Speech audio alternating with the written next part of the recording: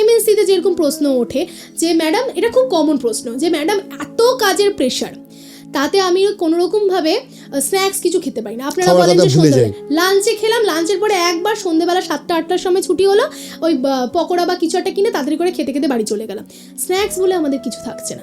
তখন আমি তাদেরকে কিছু সাজেশন দিই যে হেলদি স্ন্যাক্স অপশন আমরা ইজিলি একটা কৌটো করে বা বক্সে রাখতে পারি। যেমন কি একটু রোস্ট চিড়ে নিলাম, তার মধ্যে একটু রোস্টেড ছোলা দিলাম, এবং তার সাথে আমি একটু পাম্পকিন সিড অ্যাড করে একটা বক্সে রেখে দিলাম, 2-1 মুঠ খেতে খেতে কাজ করলাম, তাতে কি হলো আমার স্ন্যাক্সটা তো হয়ে গেল।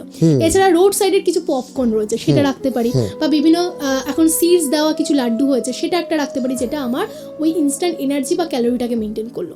তার ফলে এই যেই ছুটি হলো 7টা-8টা নাগাদের যে পাগল করা ক্রেভিংস, কি খাবো বুঝতে না পারা, সেটা হলো না। তাই বাড়িতে গিয়ে একবারে ডিনারটা করা যেতে পারে।